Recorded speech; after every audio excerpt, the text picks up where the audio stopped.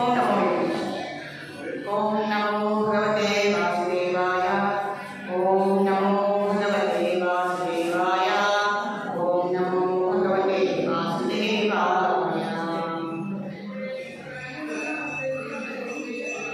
సంసార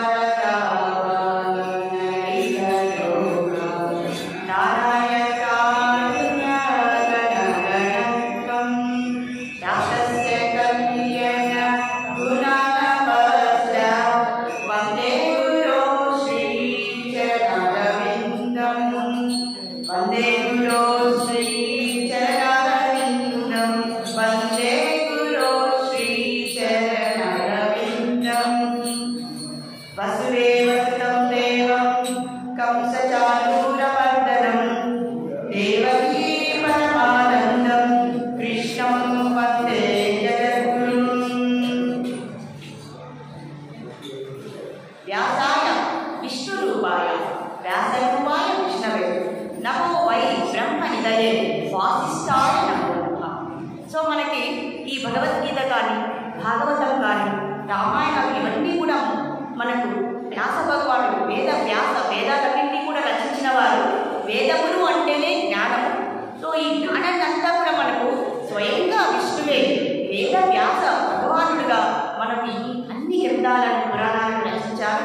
అది ఎందుకంటే మనకు జ్ఞానాన్ని ఇవ్వడానికి. కాబట్టి మనము ఆ వేద వ్యాసుల వారిని మనము ఇప్పుడు స్తుతించుకోవాలి. అలాగే ఈ వేద వ్యాసులు మనకి ఎందుకు జ్ఞానాన్ని ఇస్తున్నారు అనేది మనము చేసుకోవాలి.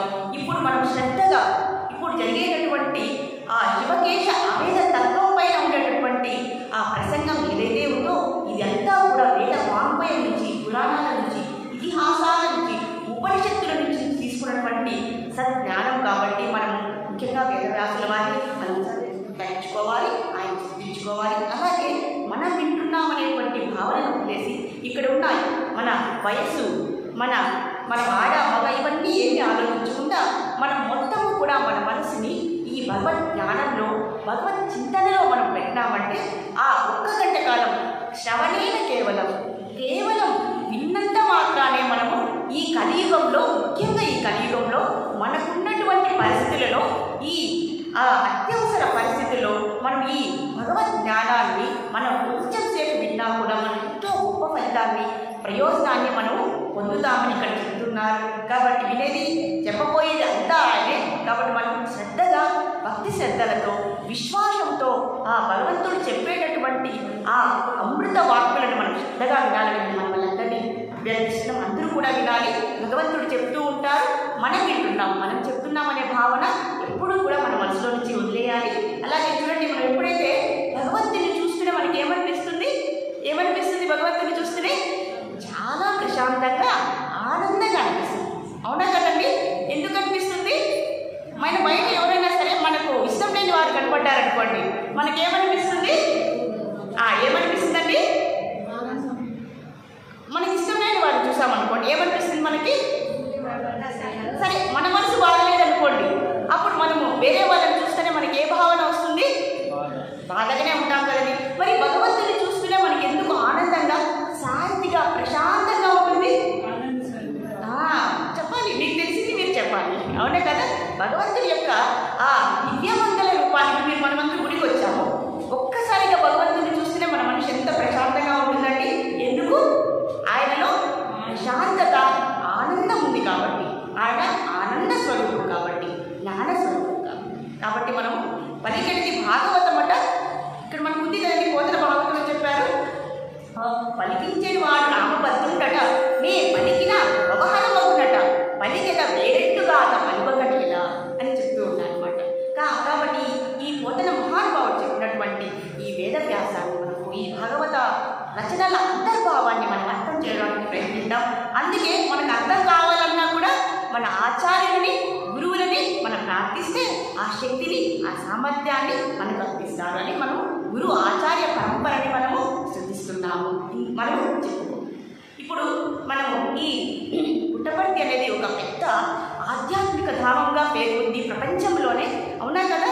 ఎందుకంటే మన భగవాన్ శ్రీ శ్రీ శ్రీ శ్రీ సత్యసాయి భగవాన్ గారు ఆయన ఆధ్యాత్మిక చింతనలో ఆ భగవత్ తత్వాన్ని మొత్తం అంతా నింపేసి సత్యం, శాంతి, ధర్మం, సేవ, ప్రేమ అనే ఆయుధాలను ఉపయోగించి మనం మొత్తం ఈ మొత్తం ప్రదేశాలే కాకుండా మొత్తం ప్రపంచంలో నలుమూలలా ఉండే వాళ్ళందరినీ కూడా ఒక త్రాటికి తీసుకొచ్చారంటే అది ఎంత గొప్ప మహానుభావుడు చేసినటువంటి ఆధ్యాత్మిక తపస్సు మాత్రమే.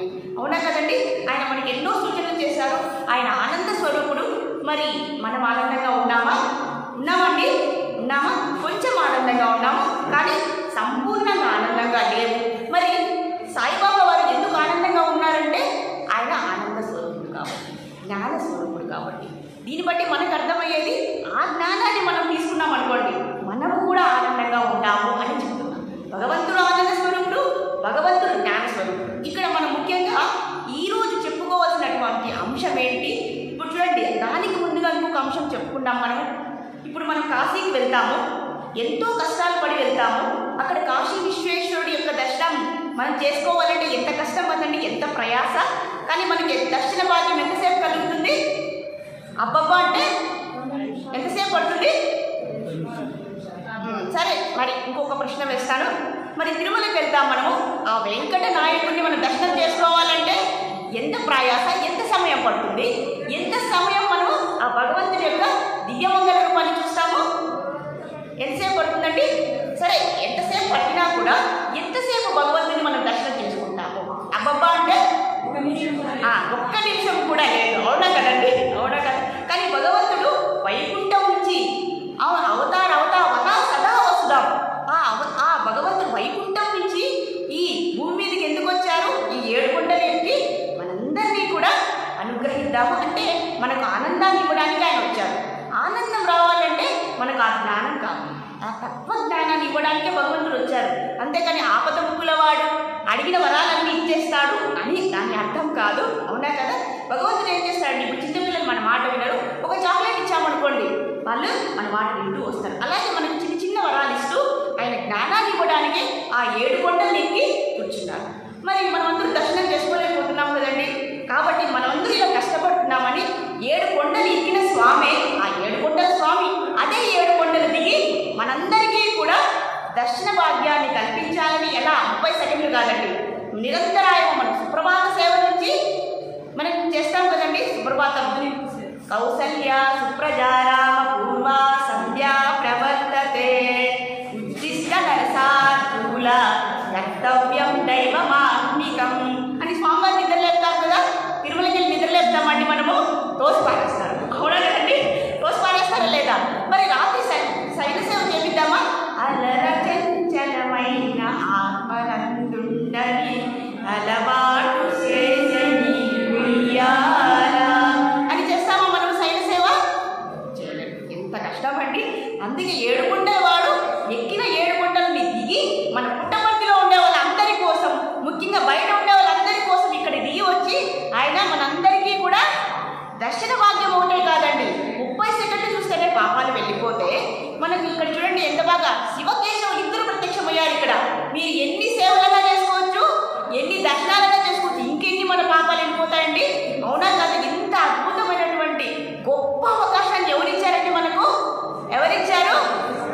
భగవంతుడు అండి. కొందరికే సేవనిస్తారండి, కొందరికి ధనం, మనకి ఏ యథావాం ప్రపద్యంతే, మనకి ఏం కావాలని భగవంతుడు ఇస్తారు. కానీ నువ్వే కావాలి స్వామి అని ఎవరైతే అనుకుంటారో మనస్ఫూర్తిగా వాళ్ళకు మన శ్రీరాములు సారు అండ్ వాళ్ళ ధర్మపత్ని అయినటువంటి సుబ్బలక్ష్మి గారు అలాగే ఈ గొప్ప అవకాశాన్ని ఇచ్చి మనందరూ ధరించాలని వాళ్ళు ఎన్నో కష్టాలు పడ్డారు. దాదాపు 8 సంవత్సరాలు కష్టపడితే లక్షణమైనటువంటి ఈ చుట్టుపక్కల ఎక్కడ లేనటువంటి అద్భుతమైనటువంటి ఈ ఆలయాన్ని నిర్మించి ఇక్కడ అన్నీ కూడా మనకు చాలా బాగా అనిపిస్తుంది. కానీ దీని వెనకాల ఎంత కష్టం ఉందో, ఎంత త్యాగం ఉందో, ఎంత బాధపడ్డారో అవన్నీ కూడా మనం ఆలోచించం. అవునా కదండి? అవన్నీ ఇక్కడ కనబడుతున్నాయా? సార్ ఎన్నిసార్లు కష్టపడ్డారు, కరోనా ముందు కూడా కష్టపడ్డారు, ఇవన్నీ మనకు కనపడనీయకుండా ఎంతో సుందరంగా ఈ ఆలయాన్ని నిర్మించారు. అలాంటి అవకాశం కొంతమందికే ఇస్తారు. కాబట్టి ఆలయ నిర్మాణం అయిపోయింది, స్వామివారు వచ్చేసారు. అలాగే ఆ కాశీ విశ్వేశ్వరనాథ్ కూడా బయటకు వచ్చారండి. అయ్యా మీరే కాదు మేము కూడా ఉంటామని ఆ శివుడు కూడా బయట వచ్చేసారండి. కాబట్టి మనము ప్రతిసారి ఆ కాశీ వెళ్ళాల్సిన అవసరం లేదు, అలాగే తిరుమల కూడా వెళ్ళవలసిన అవసరం లేదు. ఇద్దరు శివకేశవులు, ఇద్దరు హరిహరులు ఇద్దరు కూడా ఇక్కడ ప్రత్యక్షమయ్యారు. హరిహరులు ఇద్దరు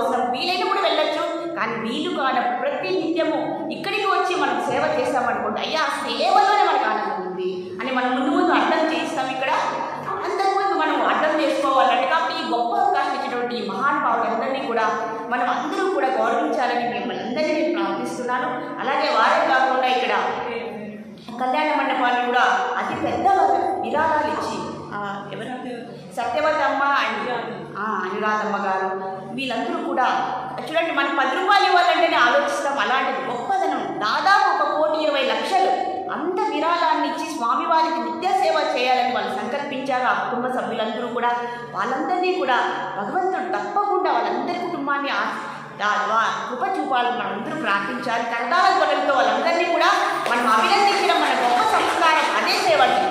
చూడండి, భగవంతుని మనం డైరెక్ట్గా పొందలేము, కానీ ఆయన భక్తులు ఇలాంటి వాళ్ళు ఎవరు ఉన్నారో వాళ్ళకు సేవ చేశామనుకోండి, సులభంగా మనము భగవంతుని యొక్క కృపను పొందవచ్చని ఇక్కడ వేద వాంగ్మయం చెప్తూ ఉన్నారు.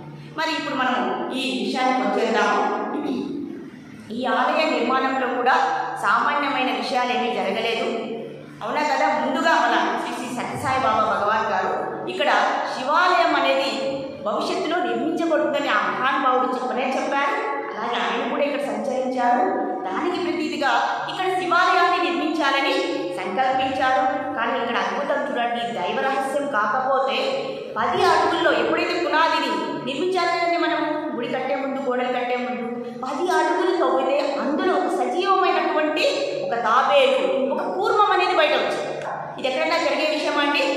జరుగుతుందా? ఎక్కడైనా జరుగుతుందండి? ఇది దేవుడి మహిమ కాకపోతే ఇంకేదైనా ఉంటుందండి? తప్పకుండా ఇది దేవుడి యొక్క సంకల్పం మాత్రమే. ఆయన తప్పకుండా మన దగ్గరికి వచ్చి అనుగ్రహిద్దామని ఇక్కడికి వచ్చారు. అది మనం అర్థం చేసుకోవాలి. అలాగే ఇంకొక అద్భుతం కూడా ఇక్కడ జరిగింది. ఎప్పుడైతే ఈ గర్భగుడి నిర్మాణం జరుగుతుందో ఒక అపరిచిత వ్యక్తి, తెలియని వ్యక్తి రోజు కూడా వచ్చి గర్భగుడిలో వచ్చి నిద్రపోయేవారు. ఆయన ఎలా ఉన్నారంటే ఆయన నేకుడిగా ఉన్నారనమాట, నగ్నంగా ఉన్నారనమాట. ఆయన అంటే ఏ బట్టలు లేకుండా అలానే వచ్చి ఆయన వచ్చి సైనించి తెల్లవారుగానే వెళ్ళిపోయేవారు. ఆహారం ఇచ్చినా, దుస్తులు ఇచ్చినా ఎవరితో కూడా మాట్లాడకుండా అలా వారం రోజులు ఇక్కడ ఆయన వచ్చి నిద్రపోయేవారు. మరి ఇది దేని సూచిస్తుంది? నేరుగా దిగంబరుడే ఇక్కడికి వచ్చి ఆయనకి, ఎందుకంటే అక్కడ హరి ఉన్నారు కదండి. హరి ఎక్కడ ఉంటారో కేశవుడు, హరి ఎక్కడ ఉంటాడో హరుడు కూడా అక్కడే ఉంటారు. కాబట్టి ఆయన కూడా చూపించేశారు అనమాట. కాబట్టి మేము ఒక్కరం కాదు, ఇద్దరు అని ఇక్కడే మనకు శివ కేశవ అభేదం ఇక్కడే చూపించేస్తున్నారు. ఇంతకంటే గొప్ప మహిమ ఉంటుందండి? ఎక్కడైనా ఇంత విచిత్రం మనం చూస్తామా? ఇది సైన్స్ కూడా అన్నటువంటి రహస్యము, దేవరహస్యం అని ఇక్కడ అందరూ కూడా తీసుకుంటున్నారు. కాబట్టి మనం ఈ గొప్ప సువర్ణ అవకాశాన్ని మనం అందరూ కూడా వినియోగించాలి. మనం ఎలా తరిస్తామంటే భగవంతుని దర్శనం చేస్తేనే, భగవంతునికి సేవ చేస్తేనే మనం తరిస్తాం తప్ప ఇంకెటువంటి మనకు అవకాశం అనేది లేదు అని మనకి శాస్త్రాలు చెప్పబోతాయి. అలాగే శివకేశవ అభేదం. ఇప్పుడు శివుడు ఏం చెప్తున్నారు, శివుడి తత్వం ఏంటి, హరితత్వం ఏంటి, విష్ణుతత్వం ఏంటి అని చెప్పుకున్నాము. కొంచెం చెప్దాము. ఆ రెండు చెప్పబోయే ముందు ఇంకొకటి కూడా చెప్పుకున్నాము. అదేంటి, శివాయ ఇక్కడ మనకు చెప్తున్నారండి, శివాయ విష్ణు రూపాయ శివరూపాయ విష్ణవే. ఇంకా చెప్తున్నారు, శివశ్చ హృదయం విష్ణువు విష్ణోశ్చ హృదయం శివ. చూడండి, మనకు శివుడి అనుగ్రహం కలగాలంటే విష్ణువుని ధ్యానించాలి. అలాగే విష్ణువు యొక్క అనుగ్రహం కలగాలంటే శివుణ్ణి ఆరాధించాలి. అంటే ఒకరి మనసులో ఒకరు ఉన్నారు. శివశ్చ హృదయం విష్ణువు విష్ణోశ్చ హృదయం శివ అంటే ఏంటి? ఒకరి హృదయంలో ఒకరు ఉన్నారు కాబట్టి ఈయన కృప దొరికితే ఆయన ప్రసన్నమవుతారు, ఆయన కృప దొరికితే ఈయన ప్రసన్నమవుతారు అని ఈ శివకేశవ అభేద తత్వం చెప్తుంది. మనం చూసాం కదండి, వెంకటేశ్వర స్వామి ఎలా నిలబడి ఉంటారు, ఎలా ఉంటారు? కటిహస్తము, అభయహస్తము. అభయహస్తం అంటే ఇదే కదండి. అభయహస్తాన్ని మీరు ఎప్పుడైనా దర్శనం చేస్తే ఆ అభయహస్తము ఎందువైపు చూపిస్తూ ఉంటుంది? పాదాల వైపు. దాని అర్థం ఏంటి? అయ్యా నా పాదాలని ఆశ్రయించండి అని చెప్తూ, నా పాదాలను ఆశ్రయించండి, మొత్తం నేను చూసుకుంటాను అని మాట ఇస్తున్నారనమాట. అది చూపిస్తుంది అభయం. మరి కటిహస్తం ఏం చూపిస్తుంది? కటిహస్తం ఏం చూపిస్తుంది తెలుసా? నడుము వరకు చూపిస్తుంది. దాని అర్థం ఏంటి తెలుసా? దాని అంతర్భావం, మనం ఈ భవసాగరంలో మునిగి ఉన్నాం. భవసాగరం, ఈ సంసార సాగరంలో మునిగి ఉన్నాం. సంసారం అంటే ఏంటండి? మనం అందరూ పెళ్లి చేసుకోవడము, పిల్లల్ని కనడము, ఆస్తులు సంపాదించుకోవడము, అవునా కదండి? ఒక రోజు మరణించడం. ఇది కాదండి సంసారం. సంసారం అంటే ఏంటంటే, ఈ భవ సంసారం అంటే ఏంటంటే జన్మించడం, మరణించడం, జన్మ మృత్యు జరా వ్యాధి. జన్మించడం, మరణించడం, ఈ రెండింటి మధ్యలో కలిగేటటువంటి వ్యాధులు, అవునా కదండి? మన వ్యాధులు సంభవిస్తాయి, అలాగే ముసలితనం కూడా సంభవిస్తుంది. ఈ 4 దశలో మనం కష్టపడుతూనే ఉంటాం.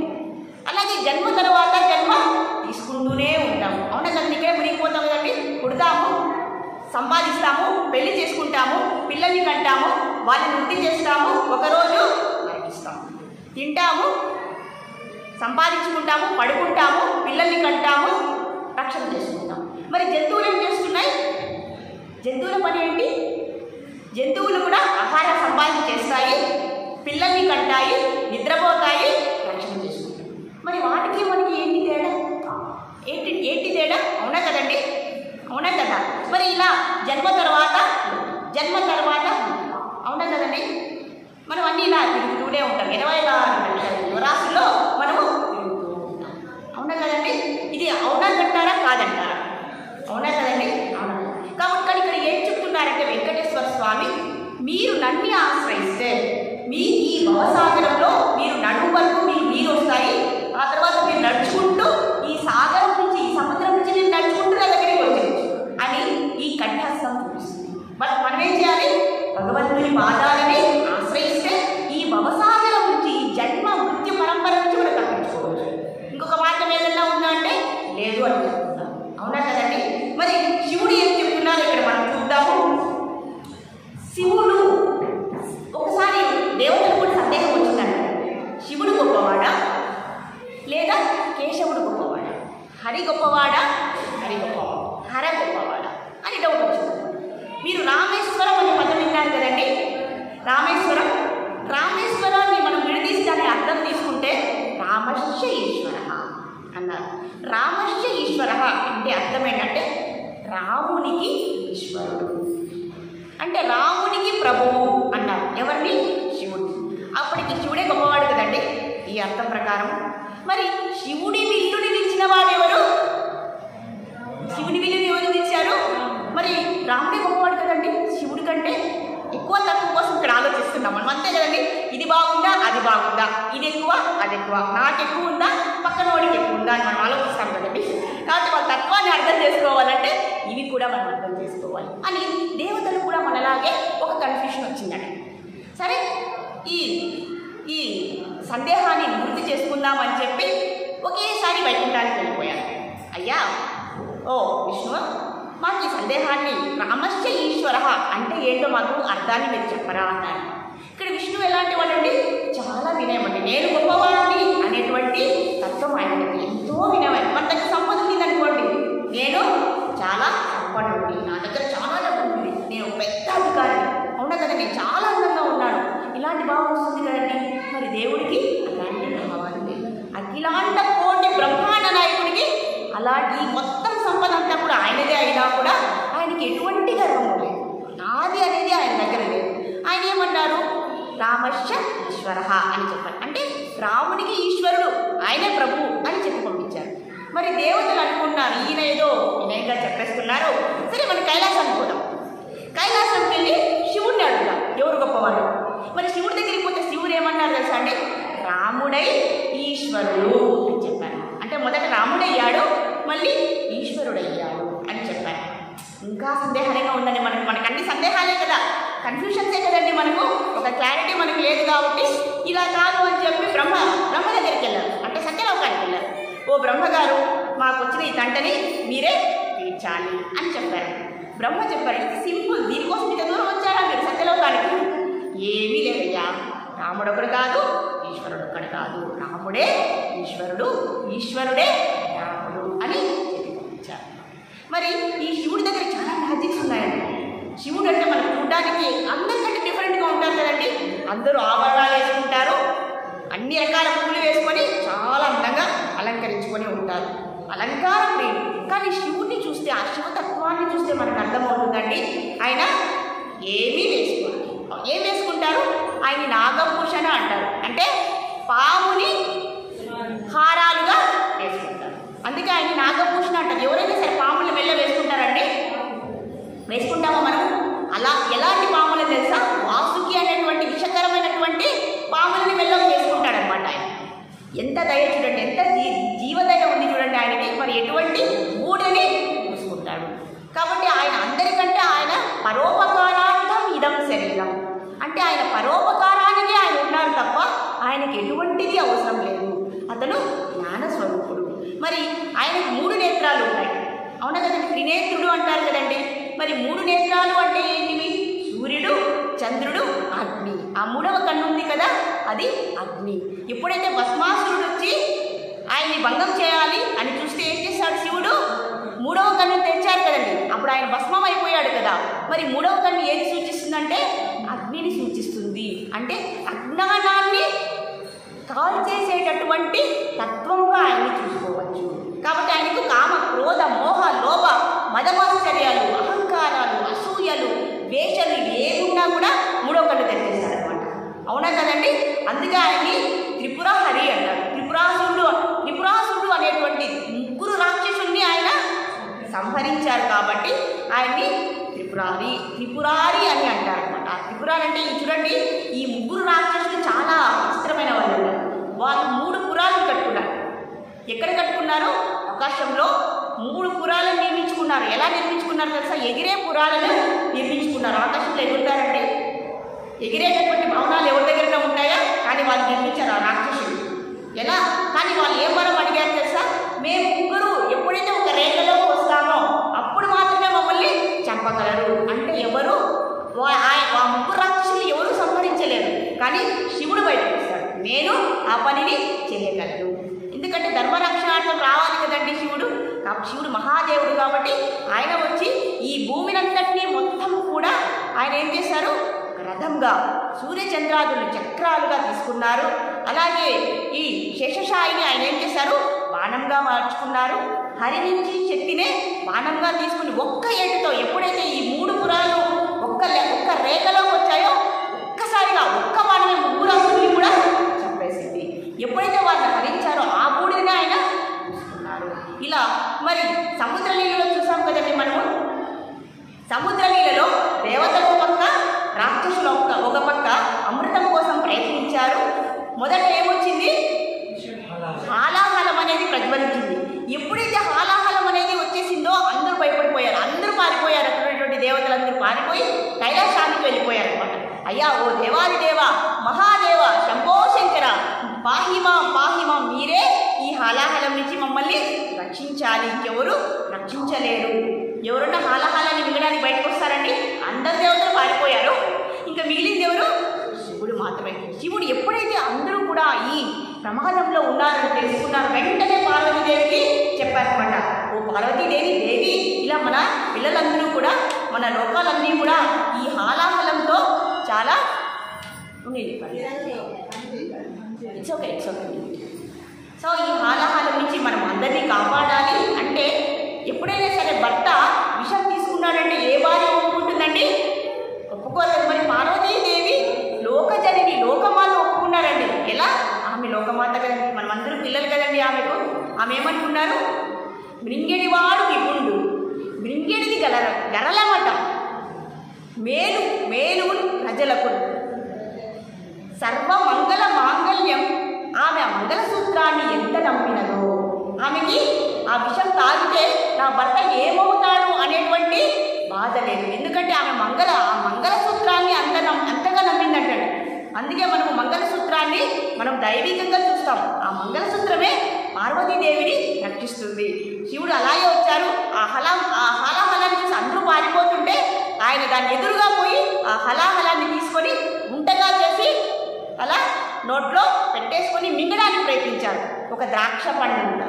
వెంటనే కొన్ని పురాణాలు చెప్తాయి, అమ్మవారు వచ్చి స్వయంగా కంఠం దగ్గర వచ్చి ఆపేశారని, లేదా స్వామి కంఠంలో పెట్టుకున్నాడు, నీలకంఠుడయ్యాడు అని చెప్తూ ఉంటారు. ఈ విధంగా లోకాన్ని ఆయన రక్షించారు. ఇక్కడ పరోపకారం కోసం ఆయన ఉన్నారు కదండి. మరి ఎందుకు చేశారు ఆయన? మనలో అన్ని కామక్రోధ మోహ లోపాలు ఉన్నాయి, అవునా కదండి. మనం ఒకటి చూస్తే ఒకరికి సరిపోదు. మరి భగవంతుడు కూడా మనం అదే దృష్టితో చూస్తే మనం ఏమైపోతాము? అవునా కదండి. మనం ఒప్పుకుంటామా? మనలో చెడు గుణాలు ఉన్నాయని మనం ఒప్పుకుంటామా? అసూయలు, వేషలు ఉన్నాయి కదండి, లేని వారు ఎవరు లేరు. మరి మనం ఒకరి మీద చూపించుకున్నటువంటి ఆ చెడు గుణాలని భగవంతుడు కూడా చూపిస్తే ఏమవుతుందండి? ఒక్క నిమిషం గాలిని ఆపేశారనుకోండి, మన పరిస్థితి ఏమవుతుంది? ఈ జనానికి ఎంత చేసినా ఒకటే. ఈ భూలోకంలో ఉండే వాసులకి వీళ్ళకి మనం మంచి చేయకూడదని భగవంతుడు ఒక్క క్షణం ఆలోచించాడంటే మన పరిస్థితి ఏమవుతుంది? కానీ భగవంతుడు చాలా దయనీయుడు అని చెప్తూ ఉన్నారన్నమాట. అలాగే శివ ఎలా అర్థం చేసుకోవాలి?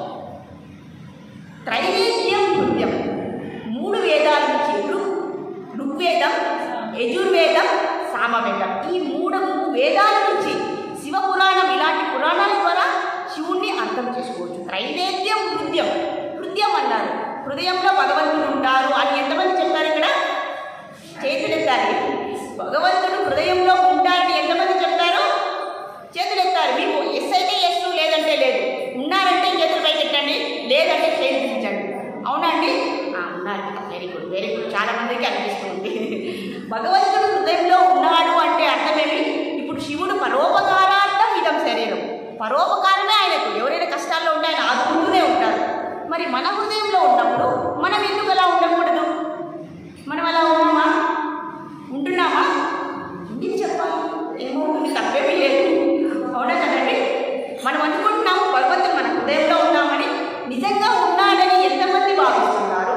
ఎంతమంది అర్థం చేసుకుంటున్నారు? ఎంతమంది అలా ప్రవర్తిస్తున్నారు? అవునా కదండి? అంటే అర్థం చేసుకోవడానికి ప్రయత్నిద్దాం. శివతత్వం ఎలాంటిది అని అర్థం చేసుకోవడానికి ప్రయత్నిద్దాం. సరే, శివతత్వం ఇలాంటిది, విష్ణుతత్వం ఇలాంటిది, మరి మన తత్వం ఏంటి?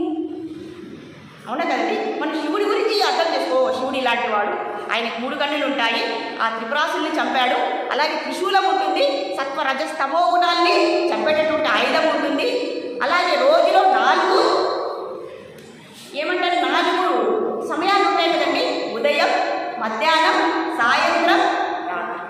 మరి సంధ్యా సమయం అంటారు కదండి, దాన్నే ప్రదోష కాలం అంటారు.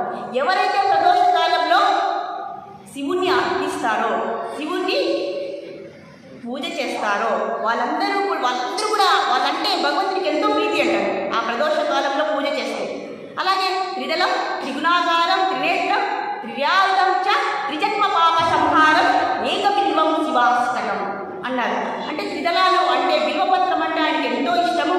మనం శివార్చన చేసేటప్పుడు అంటామని ఓం హిరణ్యాయ నమః, ఓం ఊర్ధ్వాయ నమః, ఊర్ధ్వలింగాయ నమః అని త్రిదళాన్ని లేదా బిల్వపత్రాన్ని శివలింగం మీద వేసామనుకోండి, ఆ బిల్వపత్రం యొక్క కాడ ఎప్పుడైతే శివలింగాన్ని తాకుతుందో అప్పుడు మనకి ఐశ్వర్యం వచ్చేస్తుంది.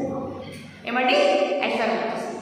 అదే పొరపాటుగా ఆ ఆకు బోధించబడింది అనుకోండి, మనకేమొస్తుంది? జ్ఞానం వచ్చేస్తుంది అని ఇక్కడ చెప్తున్నారు. దాని అర్థం అదే అండి. త్రిదళం, త్రిగుణాకారం, త్రినేత్రం చ త్రియాయుధం త్రిజన్మ పాప సంహారం ఏకబిల్వం శివాష్టకం. బిల్వాష్టకం చెప్తుంది. అవునా కదండి? మరి మనం ఈ త్రిదళాలన్నింటినీ మూటలు తీసుకొచ్చేసి శివలింగం మీద వేద్దామా? అది కొన అంత తాగుతుందా లేదా బోర్లా పడుతుందా? ఇవే అంటే కదా మనం గమనించేది. శివతత్వం శివుడిని ఎందుకు ఆరాధించాలంటే ఆ జ్ఞానాన్ని పొందడం. శివుడు ఎందుకు అలా ఉన్నాడు తెలుసండి? ఆయన ఆనంద స్వరూపుడు, పరమానంద స్వరూపుడు. ఆ పరమానందం మనలో ఉండాలని మనం శివుణ్ణి ఆరాధించాలి అని ఇక్కడ చెప్తున్నాం. కాబట్టి త్రైవేద్యం, హృద్యం, త్రిపురహరం అని చెప్పారు. అలాగే ఆద్యం, త్రినయనం. ఆద్యం అంటే శివుడు ఎప్పుడో ఉన్నవాడు, ఎప్పటి నుంచో ఉన్నవాడు. ఆయనకి చావు లేదు, మరణం లేదు, జననం లేదు. సృష్టికి ముందు నుంచి ఉన్నాడు, ఇప్పుడు ఉంటాడు, ఎప్పటికీ ఉంటాడు. మరి మనము ప్రతిదీ కూడా మనము కంపేర్ చేసుకోవాలి. అంటే భగవంతుడి తత్వానికి మన తత్వానికి ఏంటి తేడా? ఆయన ఎందుకు పరమానందంగా ఉన్నాడు, మనం ఎందుకు ఎప్పుడో ఒకసారి నవ్వుతాము, మళ్ళీ ఏడుస్తాము, బాధపడతాము, తపన పడతాము. మరి భగవంతుడు ఎందుకండి ఎప్పుడు ఆనందంగా ఉంటాడు, ఎప్పుడు నవ్వుతాడు, ఎప్పుడు సంతోషంగా ఉంటాడు, మనం ఎందుకు లేము అని ప్రశ్న మనం వేసుకుంటామా? ఇప్పుడంతా మనం ఆనందంగా వస్తున్నాయి కదండి, అన్ని ప్రయత్నిస్తున్నది. మరి భగవంతుడు ఎందుకు ఆనందంగా ఉంటాడు, మనం ఎందుకు లేము? ఎవరైనా చెప్పగలరా ఇక్కడ ఉన్న వాళ్ళు? ఎప్పుడైనా ఆలోచించామా కనీసము? అయ్యా నీకేమయ్యా లక్షణంగా ఉన్నావు, నీకు అన్నీ జరుగుతున్నాయి, నిత్య పూజలు నిత్య సేవలు జరుగుతున్నాయి, మా బాధ ఎవరికి చెప్పాలి? అవునా కదండి? కానీ శివుడికి ఎటువంటి భౌతిక కోరిక అవసరం లేదు, ఎటువంటి సుఖభోగాలు అవసరం లేదు, ఎటువంటి కోరికలు లేవు. కానీ మనకుండేవన్నీ కూడా తెల్లవారునే ఇది కావాలి, అది కావాలి, ఇది లేదు, అది లేదు, అన్నిటికీ ఏడవడం, అన్నిటికీ బాధపడడం, అన్నిటికీ తాపత్రయపడడం. లాభం వచ్చిందా, కష్టం వచ్చిందా, సుఖపడ్డామా, కష్టపడ్డామా, నాదే, నాకే, నేనే బాగుండాలి, పక్కనోడు ఏమన్నా అయిపో. ఇవన్నీ మనకు ఉన్నాయి కదండి. ఇన్ని మలినాలు ఉన్నప్పుడు మనం ఎలా సంతోషంగా ఉండగలుగుతాము, ఎలా ఆనందంగా ఉండగలుగుతాము? పొందుతాం? అవన్నీ ఆయనకు లేవు కాబట్టి, ఆ జ్ఞానం ఆయన దగ్గర ఉంది కాబట్టి, ఆ తత్వజ్ఞానం మన దగ్గర లేదు కాబట్టి ఎప్పుడు ఏడుస్తూనే పుడతాము, ఏడుస్తూనే వెళ్ళిపోతాం. కాబట్టి వాళ్ళు ఏడుస్తూ వచ్చేదానికి అవకాశం లేదు, ఏడుస్తూ పోయే అన్నటువంటి సరే అవకాశం లేదు. ఎందుకంటే మనకు కోరిక. అవునా కదండి? ఒప్పుకుంటామా లేదా? మన మనసులో అర్థం చేసుకోవాలి. అంటే ఇక్కడ మనందరూ కూడా ఆనందంగా ఉండడానికి ప్రయత్నిస్తున్నాం. ఆ ఆనందం ఇంకో విధంగా కూడా వస్తుంది అని అర్థం చేసుకోవడానికి శివతత్వాన్ని అర్థం చేసుకునేటటువంటి తత్వం మన దగ్గర ఉంటే ఇంకా మనకి జన్మ ఎందుకు వస్తుందండి? ఈ బాధ్యత మనకెందుకు? కాబట్టి మన తత్వాన్ని మనం అర్థం చేసుకోవాలి.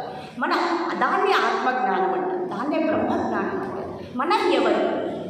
శివతత్వం అనేది చెప్పేశాము, కేశవతత్వం అని చెప్పేశాము. మరి మన తత్వం ఏంటి? ఇప్పుడు ఆలోచించామా? మనం ఎవరు? Who we are are who am I? నేను ఎవరు? అర్థం ఎప్పుడైనా ఆలోచించారండి?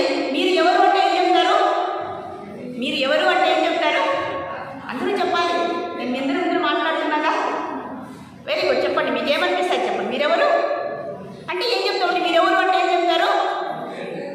నా పేరు, నేను ఎక్కడుంటాను, నా జాబు, మా పేరెంట్స్, మా తల్లిదండ్రులు, మా ఊరు, నేను రాష్ట్రపతి, నేను టీచరు, నేను లాయరు, ఇవన్నీ చెప్తాం. మరి శివుడి దగ్గరికి వెళ్తే ఏం చెప్తాడు తెలుసా అండి? నేను జ్ఞాన స్వరూపాన్ని, ఆనంద స్వరూపాన్ని, సచ్చిదానంద స్వరూపాన్ని అని చెప్పేస్తాం. మరి మనం ఎందుకు అలా చెప్తున్నాం? సరే, అది కూడా వద్దు. మరి మనం ఎవరు? మనం ఈ శరీరమా? అందులో ఆత్మ ఆత్మ అంటుంటాం కదండి, అది నిజమేనా? నిజమా కాదా? మరి క్వశ్చన్స్ అడిగేస్తాను నేను. అది కూడా చెప్పాలి. మనం ఈ శరీరమా? మనం ఆత్మనా? ఆత్మని ఎలా చెప్పగలం? ఆత్మని ఎలా చెప్పగలం? సరే, మనం ఉదాహరణ చెప్దాం. మీరే అప్పుడు అని చెప్పేస్తాం. ఎప్పుడైతే హిరణ్యాక్షుడు తెలుసు కదండి, భూమిని సముద్రంలో పారవేశాడు. దాన్ని రక్షించడానికి మహావిష్ణువు వరాహ అవతారాన్ని ధరించారు. ఆ వరాహ అవతారంలో భూమిని భద్రంగా సురక్షితం చేశారు. ఈ పద్ధతిలో హిరణ్యాక్షుడిని సంహరించారు. ఎప్పుడైతే హిరణ్యాక్షుడిని సంహరించారో వెంటనే హిరణ్యకశిపుడికి ఎంత కోపం వచ్చిందంటే, హిరణ్యకశిపుడి యొక్క శవము, ఆ దేహం ఇక్కడ ఉన్నది, భార్య బిడ్డలు అందరూ కూడా బోరుమని ఏడుస్తున్నారు. రాక్షసులైనా వాళ్ళకు భార్యలు ఉంటారు కదండి, వాళ్ళకు కూడా పిల్లలు ఉంటారు కదండి, వాళ్ళకు కూడా సెంటిమెంట్స్ ఉంటాయి కదండి, ప్రేమ వాత్సల్యం ఉంటాయి కదండి. బోరుమని ఏడుస్తున్నారు. ఇప్పుడు హిరణ్యకశిపుడే వచ్చేసాడు. అమ్మ, అయ్యా, ఎందుకు ఏడుస్తున్నారు? ఎందుకు ఏడవడం ఏంటి? ఆయన చనిపోయారు. మీరే అంటున్నారు చనిపోయారు అంటారు. పోయింది ఎవరు? మరి ఇక్కడ ఉన్నది ఎవరు? అర్థం కదండి. మనం కూడా మన ఇంట్లో వాళ్ళు మరణిస్తే శరీరాన్ని వదిలితే మనం ఏం చేస్తామండి? బోరు అని ఏడుస్తాం. ఎందుకు ఏడుస్తున్నాం? ఏదైనా మీరు ఆన్సర్ చేయాలి. ఎవరైనా సరే ఏదో ఒకటి. ఎందుకు ఏడుస్తాము? బాధతో, ప్రేమతో, ఆ బంధంతో మనం ఏడుస్తాం. మరి హిరణ్యకశిపుడు లాంటి అసురుడు ఏమి తత్వం చెప్తున్నారో తెలుసా అండి ఇక్కడ? అమ్మా, నువ్వు ఏడుస్తున్నావు, ఎవరి కోసం ఏడుస్తున్నావు? ఈయన కోసమే. మరి ఈయన ఎవరంటే చనిపోయాడు. ఎవరు పోయారు అని అడిగాడు. మరి ఆత్మ పోయింది. మరి ఆత్మ వెళ్ళిపోయింది కదా, మరి ఇక్కడ ఎందుకు ఏడుస్తున్నావు? ఆ ఆత్మ ఎందుకంటే వెళ్ళిపోవచ్చు కదా అని అడిగాడు. నిజమే. మరి ఈయన కోసం ఏడుస్తున్నారా అంటే ఈ శరీరం ఏమవుతుంది? మరణించిన తర్వాత గుళ్ళిపోతుంది, నశించిపోతుంది. మరి దానికోసం ఎందుకు ఏడుస్తున్నారు? సరే, మీరేదో పోయింది అన్నారు కదా, దాన్ని మీరు చూసారా? చూడండి. మరి చూడన్నా మీద ప్రేమ ఎందుకు? అవునా కదండి? మీరు చూడలేదు అంటున్నారు, మరి చూడన్నా మీద మీకు ప్రేమ ఎలా కలుగుతుంది? సరే, అలాగే ఒప్పుకున్నాం. మరి ఆ పోయిన ఆత్మ ఈ శరీరంలో ఉన్నప్పుడు మీరు చూసారా? మరి ఎందుకు ఏడుస్తున్నారు? హిరణ్యకశిపుడు అడిగేటటువంటి ప్రశ్నలండి ఇవన్నీ కూడా. చూడండి, చనిపోయింది, పోయింది ఎవరు? అది మీరు చూసారా? పోతుంది. అదేమవుతుంది? సరే, దాన్ని పెట్టుకోండి పక్కనే. మరి ఎందుకు వినిపించాలి? మరి మట్టిపాలైపోతుంది. మరి మట్టిపాలే దానికోసం ఎందుకు ఏడుస్తున్నారు? ఇది కనపడలేదు. ఏ బంధము? ప్రేమ. ఎంత ప్రేమ అంటే వాళ్ళతో పాటు మనం కూడా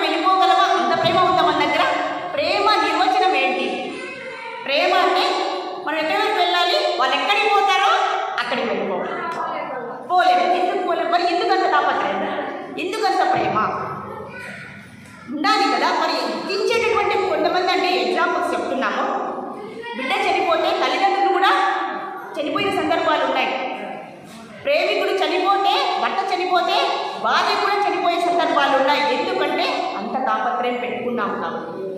మరి సరే, దీన్ని కూడా ఒప్పేసుకుందాం మనం అందరం కూడా. మన శ్రద్ధగా ఇప్పుడు వినవలసింది ఆత్మజ్ఞానం. ఆ తత్వాన్ని అర్థం చేసుకోవాలనేటటువంటి జ్ఞానం మన దగ్గర ఉండాలి. ఈ శరీరం అనేది 24 వస్తువులతో తయారు. ఈ శరీరము, మన శరీరం అనుకుంటున్నాం కదా, తెల్లవారు లేస్తే నేను మీనాక్షి అని చెప్పుకుంటున్నాము కదండి. కాబట్టి నేను ఈ శరీరం అనేది నమ్ముతున్నానా? మరి ఈ శరీరం ఎలా ఏర్పడింది? శరీర తత్వాన్ని అర్థం చేసుకోవాలి. లోపల ఉన్న ఆత్మతత్వాన్ని మనం అర్థం చేసుకోవాలి. ఈ శరీరం అనేది పంచేంద్రియాలు, జ్ఞానేంద్రియాలు, కర్మేంద్రియాలు, అంటే 5 అండి. పంచేంద్రియాలు 5, జ్ఞానేంద్రియాలు 5, కర్మేంద్రియాలు 5, పంచ తన్మాత్రాలు 5.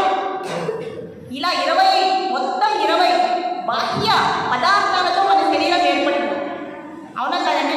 జ్ఞానేంద్రియాలు అంటే ఏంటి? కన్ను, ముక్కు, చెవి, ఇవన్నీ ఉన్నాయి. 5 ఉన్నాయి కదండి. మరి వినడము, చూడటము, చేయడము, తాగడం, తినడం, ఇవన్నీ కూడా దీంతోనే కదండి. మరి పంచభూతాలు అంటే ఏంటి? గాలి, నీరు. ఇవన్నీ ఎందుకు చెప్తున్నాను మా దగ్గర మీరు అంటారేమో. అంటే మన శరీరం ఎలా ఏర్పడిందో మనం అర్థం చేసుకోవద్దా? ముందు ఉంది, ఎందుకు చెప్తున్నాము? గాలితో మన శరీరం ఎలా ఏర్పడిందండి? ఎలా ఏర్పడింది? మనం గాలి పీల్చకపోతే బతుకుతామా? గాలి పీల్చకుండా వదలకుండా ఉంటే ఏమంటాము? మరి మన శవమా? కాదు, సజీవంగా ఉన్నాము. మరి మనం తెల్లవారు వేసుకుని స్నానం చేస్తాము, రుద్దుతానే ఏమొస్తుంది? మరి మట్టితో ఏర్పడిన మన శరీరము అంటే పృథ్వీ, భూమితో ఏర్పడింది, అయిపోయింది. గాలి, మట్టి, నీరు. మన శరీరంలో నీరు ఉందా లేదా? ఎంతమంది చెప్తారు? అసలు అవగాహన ఉంది కదా? కదండి. నీరే లేక 70% నీరు ఉంటుంది మన శరీరంలో. అంతకన్నా తగ్గిందనుకోండి, మనము డిహైడ్రేషన్ అయిపోయి కళ్ళు తిరిగి కింద పడిపోతాం. మరి నీటితో ఏర్పడిందా? అయిపోయింది అది కూడా. మరి ఆకాశం అంటే ఏంటి? ఇక్కడ శూన్యం, స్పేస్. అవునా కదండి? స్పేస్ ఎక్కడ ఉంది మన శరీరంలో? ఇక్కడ ఉంది. మనం అన్నం తీసుకుంటాం అనుకోండి, అన్నం ముద్ద తీసుకుంటాము, ఇలా నోట్లో పెట్టుకుంటాము, మింగి లోపలికి వెళ్ళిపోతుందా? లోపలికి వెళ్ళిపోతాను. ఎక్కడికి పోతుంది? ఇక్కడ రంధ్రం ఉందా లేదండి? ఆ రంధ్రంలో నుంచి జీర్ణాశయానికి వెళ్తుంది, అక్కడ జీర్ణం అవుతుంది. ప్రేగులు, చిన్న పేగు, పెద్ద పేగు నుంచి బయటకు వెళ్ళిపోతుంది. అంటే అక్కడ ఒక పైపు ఉందా? ఆ పైపులో గ్యాప్ ఉందా? అదే ఆకాశం. అర్థమైందండి? ఈ గ్యాప్ లేకపోతే అన్నం ముద్దని మనం మింగుతామా? మరి ముక్కు రంధ్రాలు ఉన్నాయి కదండి, అది గ్యాపే కదండి. ముక్కు రంధ్రాలు మూసుకుంటే ఏమవుతుంది? ఊపిరాడు. అవునా కదా? చూడండి, ఆకాశంతో ఎలా మన శరీరం ఏర్పడిందంటే ఇప్పుడు నమ్ముతామా మనము? ఇదన్నీ ఆలోచించామా మనము? ఆలోచించాము ఎప్పుడైనా ఎలా ఏర్పడింది? ఇంకా మిగిలింది ఏంటి? అగ్ని ఉందండి మన శరీరంలో. ఇక్కడ మనం దీపం వెలిగించాము, పొయ్యి వెలిగించాము, అగ్ని ఉందా మన శరీరంలో? ఉందా లేదా? అగ్ని ఏంటి? అగ్ని అంటే వేడి ఉందా లేదండి? మన శరీరం యొక్క ఉష్ణోగ్రత ఎంత తెలుసా? వేడి తక్కువైనా, వేడి ఎక్కువైనా, వేడి ఎక్కువైతే జ్వరం, వేడి తక్కువైతే చెమట పట్టేస్తుంది. అవునా కదండి? ఆ వేడి ఉన్న మన శరీరంలో మన రక్తాన్ని ఒకసారి ఎప్పుడన్నా మీరు పరీక్షిస్తే వేడిగా ఉంటుంది. మన శరీరాన్ని పట్టుకుంటే వేడిగా ఉంటుంది. ఆ వేడి లేకపోతే మనము మరణిస్తాం. కాబట్టి ఈ పంచభూతాలతో ఏర్పడింది ఈ శరీరం. గుర్తుంచుకోండి, ఇది నేను ఊరికే చెప్పట్లేదు. ఈ శరీరం అనేది పంచభూతాలతో ఏర్పడింది. ఇంకా పంచ తన్మాత్రాలు 5: శబ్ద, స్పర్శ, రూప, రస, గంధ. శబ్ద అంటే వినడం, రూప చూడడం, స్పర్శ చర్మం తాకడం, స్పర్శ. శబ్ద, స్పర్శ, రూప, రస అంటే రుచి, గంధ వాసన చేయడం. మంచి మంచి వాసన పీల్చుకుంటాం కదండి.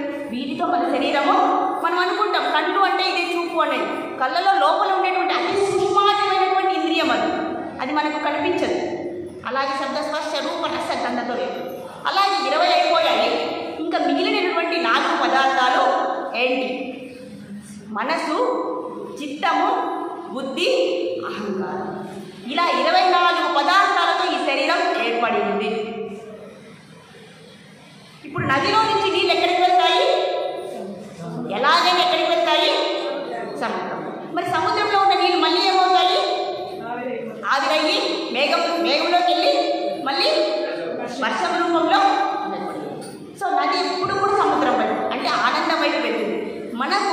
ఈ పంచభూతాలతో ఏర్పడినటువంటి శరీరము పంచభూతాల్లోకి వెళ్ళిపోతుంది. ఎంతమంది ఒప్పుకుంటారు, ఎంతమంది ఒప్పుకోరు? అవునా కదండి? ఇప్పుడు మరణం అనేది సంభవిస్తుంది కదా, మరణం తర్వాత మన శరీరం ఏమవుతుంది?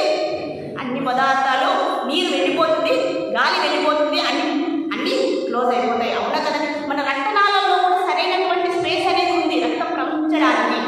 ప్రతి పదార్థానికి ఒక్కొక్క అవయవానికి మధ్యలో స్పేస్ అనేది ఉంది. కాబట్టి జీవక్రియలు జరుగుతూ ఉన్నాయి. మన హృదయాన్ని ఎవరు ఆడిస్తున్నారు? మనమే ఆడించుకుంటున్నామా? 70 సార్లు 1 2 3 4 5 6 7 8 ఆ నిమిషాలు కొట్టుకో, ఇంకొంచెం ఆపై. ఎవరు ఆడిస్తున్నారండి మన హృదయాన్ని? భగవంతులని కాదు, ఎవరు ఆడిస్తున్నారు? ఎప్పుడైనా ఆలోచించామా?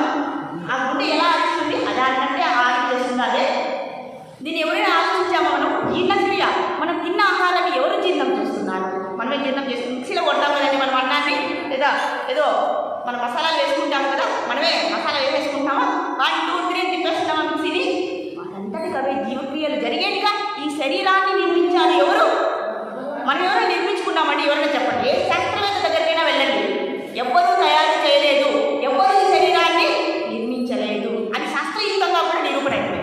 కాబట్టి ఈ శరీరం అనేది ఈ 20 పదార్థాలతో ఏర్పడింది. ఎక్కడి నుంచి వచ్చిందో అక్కడికి వెళ్ళిపోయింది. కాబట్టి ఇప్పుడు అర్థమవుతుందా మనం? సో ఆత్మ గురించి కూడా ఒక విషయం తెలుసుకున్నాము. ఆత్మ అనేది వెళ్ళిపోతుంది అంటే అర్థమవుతుంది. శరీరం అనేది వేరే, ఆత్మ అనేది వేరే. ఈ చెయ్యి ఉంది, ఈ చెయ్యిని తీసేస్తాము, ఇంకా ఎవరు ఉన్నారు? చెయ్యి వెళ్ళిపోయింది కదండి, మరి శరీరం లేదు కదా, ఇంకా ఎవరు ఉన్నారు అని భావన ఏమైనా వస్తుందా? చెయ్యి తీసేస్తాము, కాళ్ళు తీసేస్తాము, కళ్ళు కూడా తీసేస్తాము, ముక్కు కూడా తీసేస్తాము, ఇంకా నేను అనే భావన ఎవరికైనా ఉంటుందా? అదే ఆత్మ. ఈ విధంగా నిరూపణ అవుతుందా అండి? నిరూపణ అవుతుందా? నేను శరీరమా? శరీరము ఉంది, ఆ శరీరంలో ఏముంది? ఆత్మ ఉంది. అర్థమవుతుందా? రెండు ఉన్నాయని అర్థమైతేనే మనకు అర్థమవుతుందండి. శివతత్వం ఉంటే మనకు అర్థం కాదు. ఏదో వినేసి శివపాటలు పాడేసి వెళ్ళిపోవడం కాదు. ఆ జ్ఞానాన్ని మనం తీసుకుంటేనే తెలుస్తాం, ఆనందాన్ని పొందుతాం అని ఇక్కడ చెప్తున్నారు. కాబట్టి మన శరీరమా, ఆత్మ, మనం ఏ విధంగా అర్థం చేసుకుంటే, నేను ఈ శరీరాన్ని అని నేను అర్థం చేసుకుంటే దాన్ని అపరధర్మం అంటారు. లేదు నేను ఆత్మస్వరూపుని అని అర్థం చేసుకుంటే ఆత్మధర్మం అని వస్తుంది, అంటే పరోధర్మం. కాబట్టి మీరు మనం శరీరం అనుకుంటున్నామా, ఆత్మ అనుకుంటున్నామా? లోపల చెప్పాలి అందరూ కూడా. మనం ఎలా అనుకుంటున్నాము? శరీరమే అనుకుంటున్నాం కదండి, ఆత్మని ఎంతమంది అనుకుంటున్నాం? కానీ మనం ఎవరు ఇప్పుడు చెప్పండి, మనం ఎవరు ఇప్పుడు చెప్పండి. ఈ చిన్న జ్ఞానం తర్వాత మనకి ఏమీ అర్థమైంది? ఈ శరీరం అనేది వెళ్ళిపోతుంది, కానీ ఇంకా ఆ శరీరం వెళ్ళినా నేను అనేది ఏదుంది? వెళ్ళిపోయింది అని చెప్పేస్తున్నారు. ఇక్కడ అది నిజమా కాదు? వాళ్ళు ఎవరో చెప్పారంటే మనం నమ్మాల్సిన అవసరం లేదు. వెళ్ళిపోయిందే కదా శరీరం వదిలితే, ఆత్మ వెళ్తుందా లేదండి? సరే, అవన్నీ వద్దు. మనం నిద్రపోతాము, జాగృత అవస్థ అంటే మేలుకునే దశ, సుప్తావస్థ, స్వప్నావస్థ, కళ వచ్చే దశ నిద్రలో. సుసుప్త అవస్థలో మనకి ఏం తెలియదు, చాలా బాగా నిద్రపోయానండి రాత్రి, అసలు నాకు మరుపే లేదు. మరి ఆ స్థితిలో కూడా మనకు తెలుస్తుందా మనం ఎవరని? కొంచెం తెలుస్తుందా? పోనీ ఆనందం తెలుస్తుందా? నిద్ర లేస్తుంది, అమ్మ ఎంత రిలీఫ్గా ఉంది నాకు ఈరోజు, ప్రశాంతంగా ఉందనిపిస్తుందా? మరి ఆనందం ఉంది కదండి మనకు, ఇది కూడా గుర్తుపెట్టుకుంటాం. కాబట్టి ఇప్పుడు మన శరీరమా, ఆత్మనా మీకు చెప్పాలి. ఆ తర్వాత మనం ముందరికి వెళ్తాం. అర్థమైందా ఇప్పుడు? మన శరీరమా, ఆత్మనా? ఆత్మ అని అర్థమైంది కదండి. మరి ఆత్మ అయినప్పుడు మనం దేనికోసం ఎక్కువ కష్టపడుతున్నాము? ఇది కూడా చెప్పాలి. ఇది ఒక్కరే చెప్పేది కాదండి, మనం కూడా దానికి రెస్పాండ్ అవ్వాలి. దాన్ని మనం కూడా అవునా కాదా, నిజమా కాదా, సత్యమా అసత్యమా అని అర్థం చేసుకోవాలి. ప్రతి ఒక్కరికి జ్ఞానం ఉందండి. ఇక్కడ మనం అనుకోవచ్చు నేను ఇంత చదివాను, నేను అంత చదివాను, ఏమీ లేదు. ప్రతి ఒక్కరు కూడా భగవంతుడు సచ్చిదానంద స్వరూపుడు ఎలాగో మనం కూడా సచ్చిదానంద స్వరూపుడు. సత్ ఎప్పటికీ ఉంటాం, చిత్ జ్ఞానము, ఆనంద రూపము. భగవంతుడికి మనకి ఏంటి తేడా తెలుసు అంటే, ఆయన తత్వజ్ఞానం తెలుసు, మనకు ఆ జ్ఞానం లేదు కాబట్టి మనం బాధలు పడుతున్నాం, కోరికల్ని ఎక్కువ తీసుకుంటూ పోతున్నాం. అవునా కదండి? ఇప్పుడు నాకు 100 కోట్లు కావాలని అనుకున్నాను, నేను చాలా కష్టపడుతున్నాను, కానీ నా పక్కన ఉన్న వాళ్ళు నాకు ఎంత ఉందో అంతే చాలు. ఎవరు ప్రశాంతంగా ఉండగలరు? ఎవరు సంతోషంగా ఉండగలరు? నేను 1,00,000 రూపాయలైనా బతక ఉంటారు? నాకు దేవుడు ఎంత ఇస్తే దాంట్లో నేను సర్దుకుంటానే వల్ల ఆనందంగా ఉంటారు కదండి. కానీ ఈ అతి తాపత్రయం ఉందే, నాకు అన్ని కావాలి, ఇది కావాలి, నాకు ఆస్తులు కావాలి, అంతస్తులు కావాలి, నాకు నగలు కావాలి, నా కొడుకు ఎప్పుడు అమెరికాలోనే ఉండాలి, నన్ను చూడకపోయినా పర్వాలేదు అనుకుంటాము కదండి. ఈ కోరికల వల్లే మనకు బాధ. కాబట్టి ఈ కోరికలన్నీ శివుడికి లేవండి. నా కొడుకు యుఎస్ఏలో ఎక్కడో ఉండాలి, చాలా డబ్బులు రావాలి అని అనుకోలేదు. అవునా కదండి? శివుడికి లేవు, హరికి లేవు. కాబట్టి వాళ్ళు పరమానందంగా ఉంటారు. అది ఇక్కడ చెప్తున్నారండి. ఆద్యం ఇంకా చెప్తున్నారు. ఆద్యం త్రినయనం జటాభారోదారం. అంటే శివుడికి ఆ జడలు ఉంటాయి కదండి, ఆ విస్తృతమైన జడల్లో గంగాదేవిని పెట్టుకొని మనకు ఆ గంగా నదిని ఇస్తాడు అని ఇక్కడ చెప్తున్నారు. చల దురగహారం మృగధరం. ఆయన విషమ పాములు కూడా మెల్ల వేసుకొని ఉంటాడు. చల దురగహారం మృగధరం. పులి చర్మాన్ని తన కింద పెట్టుకొని తపస్సు చేస్తాడు. మహాదేవం ఎప్పటికీ ఆనంద స్వరూపుడు. మహాదేవం దేవం అని చెప్తున్నారు ఇక్కడ. దేవమై సదయభావం, ఎప్పుడు కూడా మనల్ని ఆయన దయ చూపిస్తూనే ఉంటాడు. ఇప్పుడు మన బుద్ధులందరినీ చూసి అయ్యా వీళ్ళు మంచి వాళ్ళు కాదు అని ఆక్సిజన్ ఇచ్చేది మానేశాడు అనుకోండి, మన పరిస్థితి ఏమవుతుంది? సూర్యుడిని ఇవ్వకుండా చేశాడు అనుకోండి, చంద్రుడిని ఇవ్వకుండా చేసేసాడు అనుకోండి, రాత్రి పగలు ఇవ్వకుండా చేస్తే మనం ఏమైపోతామో. మరి భగవంతుడి దగ్గర అవన్నీ ఉంటుంది. మరి మనకి ఎందుకండి? మనకి ఎందుకు ఈ కామ క్రోధ మోహ లోభ మదమాశ్చర్యాలు మనకి ఎందుకు? వీటి వల్లే మన కష్టాలు వస్తున్నాయి. కాబట్టి శివుడు చెప్పేటటువంటి తత్వం ఏమంటే ఈ దుర్గుణాలన్నింటినీ కూడా హృదయంలో నుంచి బయటకు పంపించాలి.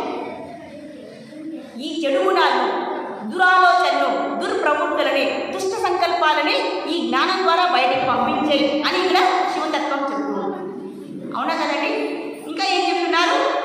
చిదానంబం సాంబం శివం అతి విడంబం హృదిపతే. ఎవరైతే ఆ శివుణ్ణి హృదయంలో పెట్టుకొని ఆయన చెప్పినటువంటి జ్ఞానాన్ని ఎవరైతే అనుసరిస్తారో వాళ్ళు ఎప్పటికీ కూడా ఆనందంగా ఉంటారు. అలాంటి జ్ఞానాన్ని నేను ఇస్తున్నాను అని శివతత్వము మనకు చెప్తుంది.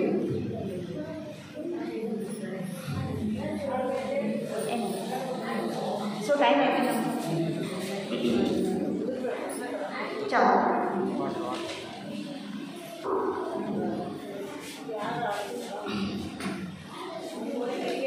సో మనము విష్ణువు యొక్క అవతారంలో 2 అవతారాలు చెప్పుకొని మనం ఈ క్లాస్ని ముగిద్దాము. ఎందుకంటే తత్వజ్ఞానం చెప్పుకునే కొద్దీ చాలా విస్తృతంగా ఉంటుంది. అందుకే మన భగవద్గీత క్లాసెస్ నిర్వహిస్తున్నాము. ఇక్కడ కూడా ఈ పుణ్యక్షేత్రంలో కూడా ముందు ముందు భగవద్గీత, భాగవత, రామాయణం ఇలా మంచి మంచి భక్తులు వచ్చి వాళ్ళ జ్ఞానాన్ని, వాళ్ళ భక్తిని, వాళ్ళ సేవను అందిస్తారు. కాబట్టి మనం అందరూ కూడా ఈ జ్ఞానాన్ని సంపాదించుకోవాలి. ఆస్తులను సంపాదించుకోవడం కాదు. ఏది సంపాదించుకున్నా అది మన దగ్గరికి మనం తీసుకెళ్ళలేము. అవునా కదండి? ఎవరైనా తీసుకెళ్లారండి? అలెగ్జాండర్ ఎంతో సంపాదించారు, కానీ ఏమీ తీసుకెళ్ళలేదు. అవునా కదండి? కాబట్టి మనము జ్ఞాన సంపాదనని చేయాలి. ఎప్పుడు? ప్రతి శ్వాసేస విశ్వాసం పునఃశ్వాస న విశ్వాసో ఆగమిష్యతి మానవ. అయ్యా నువ్వు శ్వాస పీల్చుకుంటావు, తిరిగి ఇంకో శ్వాస వస్తుందో లేదో నమ్మకము లేదు. కాబట్టి ఒక శ్వాసకి ఇంకొక శ్వాసకి మధ్యన మిగిలిన టైంలోనే మీరు ఆ తత్వజ్ఞానాన్ని తీసుకొని తరించాలి. ఈ జన్మ, ఈ కర్మ, ఈ మరణం వీటి నుంచి తప్పించుకోవాలి అని చెప్తున్నారు. కాబట్టి ఇక్కడ ఒక శ్వాస నుంచి ఇంకొక శ్వాస వస్తుందో నమ్మకం లేదు. కాబట్టి ఈ శరీరాన్ని వదిలే ముందే ఆ జ్ఞాన సముపార్జనకే భగవంతుడు ఎన్నో అవతారాలు తీసుకున్నారు, మత్స్యావతారం తీసుకున్నారు. అవునా కదండి? ఒక రాక్షసుడు, హయగ్రీవుడు అనే రాక్షసుడు వేదాలను దొంగలించాడు. మేము అసురులే ఎక్కువ ఉండాలి, రాక్షసులే పరిపాలించాలి అని. కానీ భగవంతుడు ఏం చేశారు? ఆ వేదాలను తీసుకెళ్ళి సముద్రంలో దాచుకున్నాడు. మన భగవంతుడు వచ్చి మత్స్యావతారాన్ని తీసుకుని ఆ వేదాలను రక్షించారు, ధర్మస్థాపన చేశారు. ప్రతిసారి భగవంతుడు కష్టాలు పడుతున్నాడు మన కోసం. అసురులు అంటే ఎక్కడో లేరండి, మానవుల రూపంలోనే అసురులు ఎలా ఉన్నారు? మనం అసురులా కనబడుతున్నాం. ఎవరన్నా ఎంత చక్కగా అందంగా తయారవుతున్నామండి, కానీ మన లోపల ఉన్నటువంటి ఆలోచనలు. అవునా కదండి? నెక్స్ట్ కూర్మావతారం తీసుకున్నారు భగవంతుడు. అయ్యా ఒకసారి ఇంద్రుడికి అహంకారం వచ్చింది, గర్వం వచ్చింది. దుర్వాస మునిని కూడా అవమానించారు. అప్పుడు దుర్వాస ముని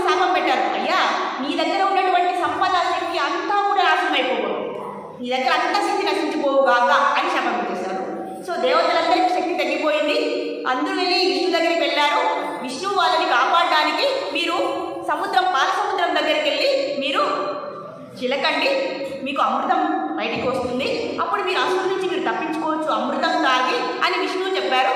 అలాగే దేవతలు రాక్షసులు అందరూ కూడా సముద్ర మథనం చేశారు, అందులో నుండి అమృతం వచ్చింది. ఆ అమృతాన్ని రాక్షసులు లాక్కునేశారు, దేవతలకు శక్తి లేదు. అప్పుడు మళ్ళీ కూడా విష్ణువు కూర్మావతారాన్ని ధరించి ఆ మందర పర్వతాన్ని తన వీపు మీద పెట్టుకొని ఆయన ఏం చేశారు, ఈవైపు రాక్షసులు అటువైపు దేవతలు ఇద్దరు కూడా కలిసి కష్టపడితే కాలాకాలం తర్వాత లాస్ట్గా వచ్చింది అమృతం. మళ్ళీ కూడా రాక్షసులు లాక్కుంటే మళ్ళీ మోహిని అవతారంలో మదన మోహిని అవతారంలో వచ్చి ఆయన అసలే కోపించిందండి. ఎవరైనా అందమైన ఆడవాళ్ళు కనపడ్డారనుకోండి, వాళ్ళ వెనకండి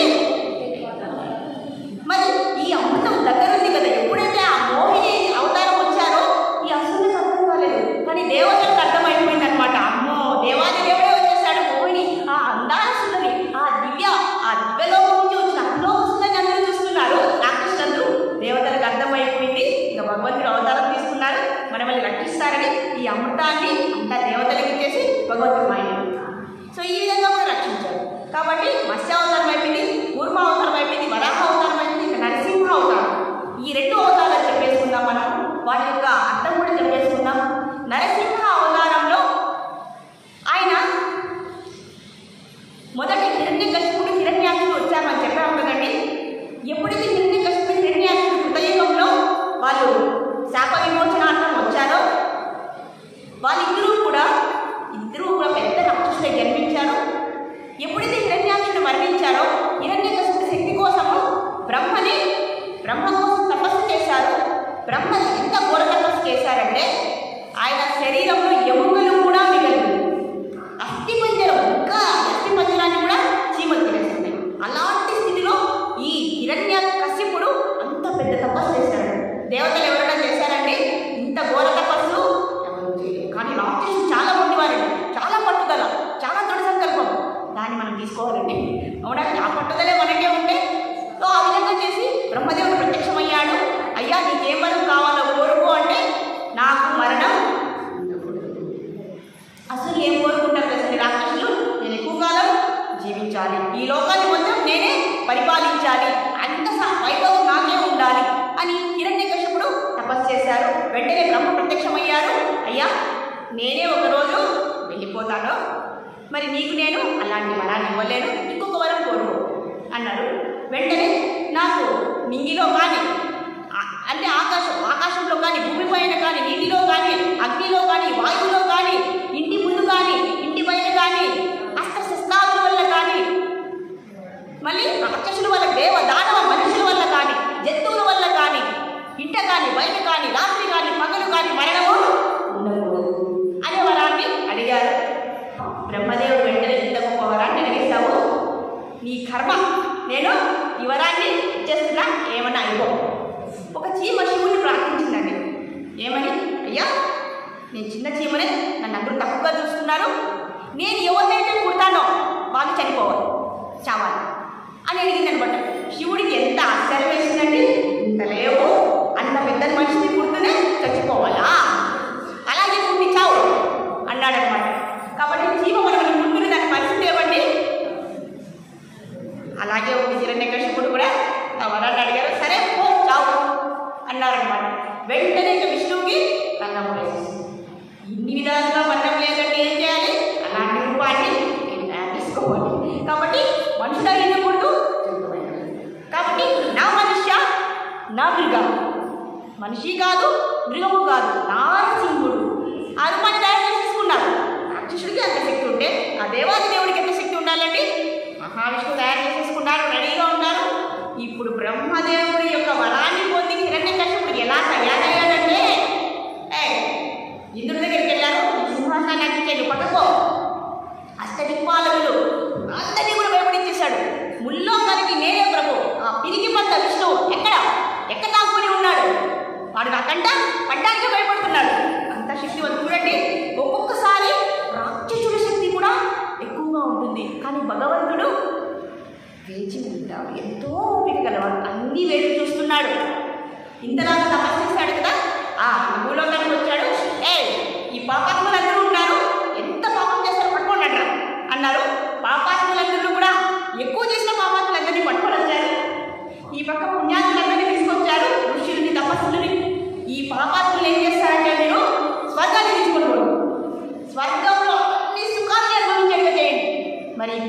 అనుకుంటారా? మీరు నరకాన్ని తీసుకొని పోండి. మీరు పుణ్యమైన పనులు చేస్తారా? మీకు శిక్ష పడాల్సిందే. మీకు నరకంలో ఎన్ని ఘోర శిక్షలు ఉన్నాయి అన్ని పడవలసిందే. పట్టుకొని పోడరా వీళ్ళు. అదంటే హిరణ్యకశిపుని గవర్నమెంట్ ఏదో బాగుంది కదండి.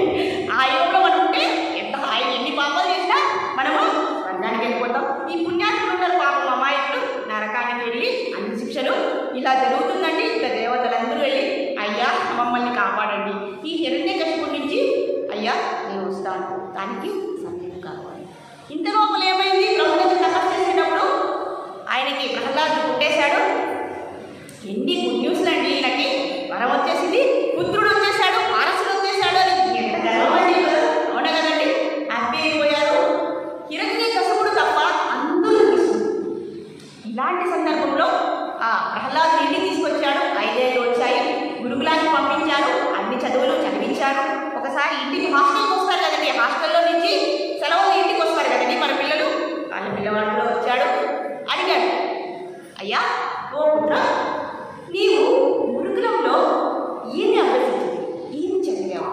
అయ్యా ఓ తండ్రి, నేను సకల శాస్త్రాలు చదివినవి, నేను చదివినవి కలవి పెక్కులు, చదువులలోని మర్మమెల్లలు చదివినవి తండ్రి. ఆహా, చదువులలోని మర్మమెల్లలు చదివివా?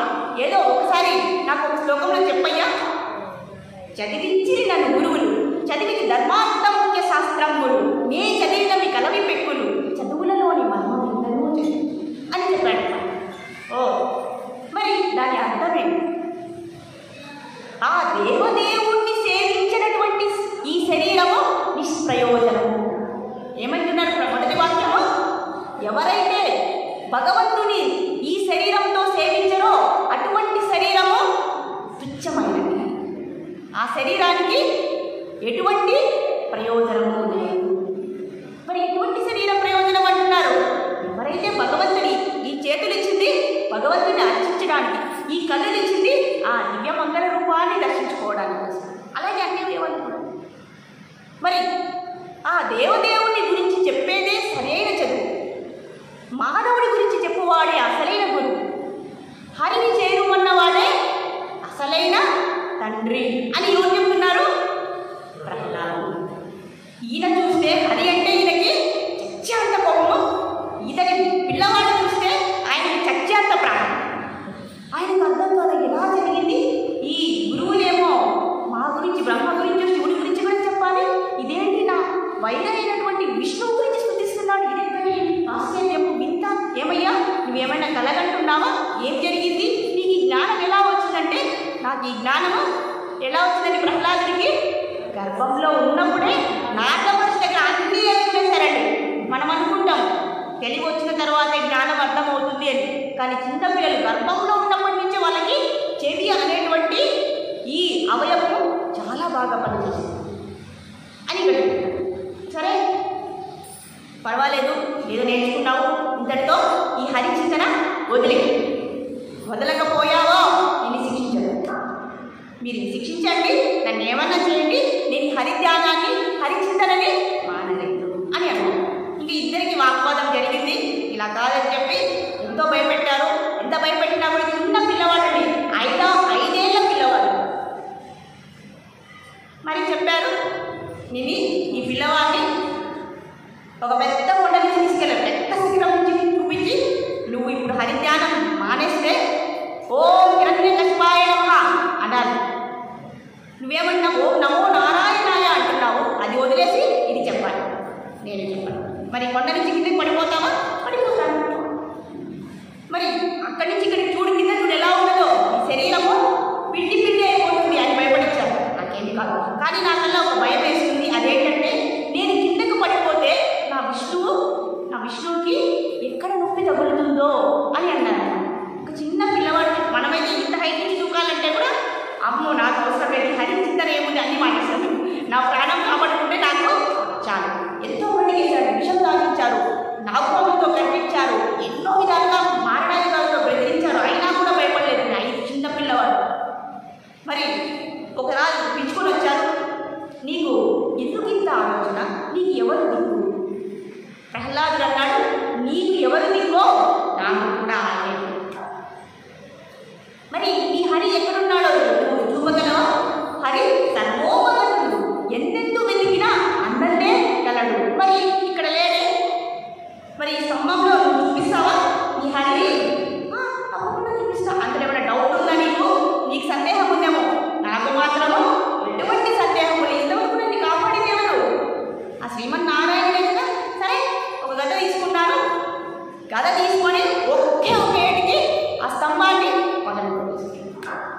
ఎప్పుడైతే స్తంభాన్ని పగలగొట్టారో అంతలో నుంచి ఏమొచ్చారో తెలుసా? ఒక పెద్ద శరీరము. ఆయన మనిషిలాగా లేడు, మృగంలాగా లేడు. ఆయన తల ఎందుకంటే బ్రహ్మలోకాన్ని తాకుతుంది, పాదాలు పాతాళలోకాన్ని తాకుతున్నాయి. ఆయన కళ్ళు ఎర్రని అగ్ని మన అగ్నిగుండంలాగా మండిపోతున్నవి. అలాగే ఆయన నాలుగు ఎలా ఉందంటే పాములాగా ఉంది. ఒక సింహానికి 20 రోజులు ఆహారం పెట్టకపోతే ఎలా ఉంటుందో అలా ఉన్నాడు. పెద్ద కట్టడి చేస్తూ బయటకు వచ్చేసాడు. ఏమని వచ్చాడు? ఈ నరసింహ కౌశం చెప్పింది, ఎప్పుడైతే నరసింహస్వామి సముద్రం నుంచి బయటకు వచ్చారో సింహ గర్జన భూలోకం కూడా బద్దలయ్యేటటువంటి శబ్దంతో ఆయన బయటకు వచ్చారు. భూకంఠం మారణాండం వరవరవరవిరటం డంబడం మోరుడంబం ధీం ధీంబదహమపి దహమై చంప చంపై చంపై తుల్య తుల్యా తుల్య దుమ దుమ దుమ కై కుమార్ కై ఏదత్తే పూరయుక్తం హర హర హర కామిమాం నారసింహం. అంతా ఉండండి. నరసింహ కౌశం ఎలా ఉన్నాడంటే అంత భయంకరంగా ఉన్నాడండి. అవునా కదండి? విష్ణువు కదండి, గురుసా కదండి, ఆయన ఎంత శాంతంగా ఉన్నాడో. మరి ఎందుకంటే ఈ ఉగ్రరూపం ఇంత కోపంగా ఉన్నాడంటే ప్రహ్లాదుడి మీద ఆయన ఉన్నటువంటి ప్రేమ. మన పిల్లవాడిని ఉన్న కొట్టి ఏం చేస్తామండి మనము? మరి చంపేసి ఏం చేస్తామండి మనము? అన్ని భరిస్తూ వచ్చాడు. ఇంకా భరించలేకపోయాడు విష్ణువు. అవునా కదండి? బయటకు వచ్చేసాడు. ఉగ్రం వీరం మహావిష్ణుం జ్వలంతం సర్వతోముఖం నరసింహం భీషణం పద్యం మృత్యు నమామ్యహం. మృత్యువుని భయపడ్డాడు. ఇక్కడ హిరణ్యకశిపుని చూస్తేనే చాలా చక్కగా ఉన్నాడండి. కానీ నరసింహస్వామిని చూస్తే అందరికీ భయం వేస్తుంది. 33 కోట్ల దేవతలు వచ్చేసారు. ఇంకా చూడండి, వాళ్ళిద్దరి మధ్య యుద్ధం జరిగింది. ఇంకా ఎప్పుడైతే సంధ్యా సమయం వచ్చేసిందో ఆ హిరణ్యకశిపుని ఇంట్లో కాదు, బయట కాదు, ఈ కండిషన్స్ అన్నీ వచ్చేసాయి కదండి. రాత్రి కాదు, పగలు కాదు, మనిషి కాదు, జంతువు కాదు, అన్ని సరిపోయాయా? బ్రహ్మదేవుడు ఇచ్చాడు కదండి వరము, దాన్ని పాటించాలి కదా. పట్టుకొని ఇలా తనని ఒడిలో పెట్టుకొని ఆ నఖాలతో, వరుస నఖాలతో శరీరాన్ని చింపేస్తారు. ఎప్పుడైతే శరీరాన్ని చింపేస్తారో ఇక్కడ చూసినటువంటి వాళ్ళందరూ కూడా భయకంపితులు అయిపోయారు. హిరణ్యకశిపుడు మరణించాడు. అయ్యా, నేను ఇంత కష్టపడి అసలు సంహారం చేసుకొని మీరు క్లాప్స్ కూడా కొట్టరండి, క్లాప్స్ కొట్టరా, పూలు వేయరు నా మీద పుష్పపుష్టి కురిపించరా మీరు అని కోపం వచ్చి ఆ పేగులను తీసుకొని మెల్ల వేసేస్తున్నారు. ఆయన నన్ను ఎవరు ఆదరించరా అంటే ఇక్కడ అందరూ భయపడుతున్నారండి. ఈ ఉగ్ర నరసింహమూర్తిని చూస్తే అమ్మ ఇదని ఎట్లా శాంతింప చేయాలి? ఇప్పుడు చంపేశారు, వెళ్ళిపోతున్నారు, 3 లోకాలు బద్దలైపోతున్నాయి. నేను ఎవరండి శాంతింప చేసేవారు? కిరణ్ ప్రభుజీ రావాల్సిందే ఇంకా. అవునా కదండి? శాంతింప చేసేవారు ఎవరు? అవునా కదా? అందరూ భయపడిపోతున్నారు. ఎవరు? బ్రహ్మ భయపడిపోతున్నారు, శివుడు భయపడిపోతున్నారు, అందరూ అష్టదిక్పాల అందరూ భయపడిపోతున్నారు. ఈ బ్రహ్మ కూడా భయపడి ఏం చేస్తున్నారు కదండి? ఒక స్తంభంగా దాగుంటారు బ్రహ్మదేవుడు. మనం దాక్కుంటే సరిపోతుంది. కానీ బ్రహ్మదేవుడికి 4 తలలు ఉంటాయి కదండి. ఒక తల దాక్కుంటే ఈ 3 తలలు కనబడిస్తూ ఉంటాయి. అయ్యో దేవుడా, అందరూ తిట్టేస్తారు. 33 కోట్ల అయ్యా, నీ వల్లే ఇది జరిగింది, నీ వల్ల. ఆయనకి ఎవరైనా ఇలాంటి వరాన్ని ఇస్తారా? వరాన్ని కూడా హద్దు లేదా, నీ వల్లే వస్తున్నాయి ప్రాబ్లమ్స్ అన్నీ కూడా. ఈయన చూసి ఎలా తయారయ్యాడో నువ్వే వెళ్ళిపోవచ్చు, నువ్వే ఆయన్ని శాంతపరచు. అమ్మ ఏం చేయు, నా వల్ల కాదు, ఆయన ఏమని తెచ్చేస్తాడు. మరి ఇంకెవరు వెళ్తారంటే లక్ష్మీ అమ్మవారికి ఇద్దాము, లక్ష్మీ అమ్మవారికి ఇద్దాము. ఎవరైనా సరే భర్త బయట చూస్తుంటే బాగా ప్రశాంతం అయిపోతారు కదండి. సరే లక్ష్మీదేవి అమ్మ మొన్న వచ్చి ఈయనని శాంతపరచు తల్లి అంటే, నేను నా భర్త నాడు ఉండేది. ఆయన ఎలా ఉంటారు అసలు? నేను ఎంత తిట్టినా కూడా హాయిగా పట్టుకొని ఉంటారు, నోరు కూడా వివ్వరు. నేను తిట్టి పోవును అయిపోతాను. నా భర్త అలాంటి వాడు. శాంతాకాలం శైలం పద్మనాభం సురేషం విశ్వాకారం గగన సదృశం మేఘవర్ణం సుభాగం లక్ష్మీకాంతం కమలనయనం జ్యోతి విద్యానకం వందే విష్ణు భవపయహరం సర్వలోకైకనాథం. నా భర్త శాంతం ఉంటామా? నాకు సంబంధమే లేదు. నా భర్త ఇలా ఉండనే ఉండడు, మీరేమన్నా చూసుకోండి. మరి శివుడిని పిలిచారు. అయ్యా, నువ్వన్నా ఆయన్ని సంతృప్తి చెయ్యం. నేను కాలాకాలం సంగతి నేను చూసేసుకున్నా, రావణాసుడి సంగతి నా అకౌంట్లో ఉంది, దీనికి నాకు ఎటువంటి సంబంధం లేదు, మీరు ఏమైనా చేసుకోకండి అని శివుడు వెళ్ళిపోయారు. ఇంకెవరండి? ఆయన ఎవరు శాంతపరచగలరు? ఇంకా ప్రహ్లాదుడు పిలిచారు. అయ్యా, నీకోసమే హరి వచ్చారు, నువ్వే ఆయన్ని శాంతపరచాలి. అప్పుడు నమో నారసింహ నమో భక్తపాల నమో నారసింహ నమో భక్తపాల విధాతారులే చెరువు చెచ్చు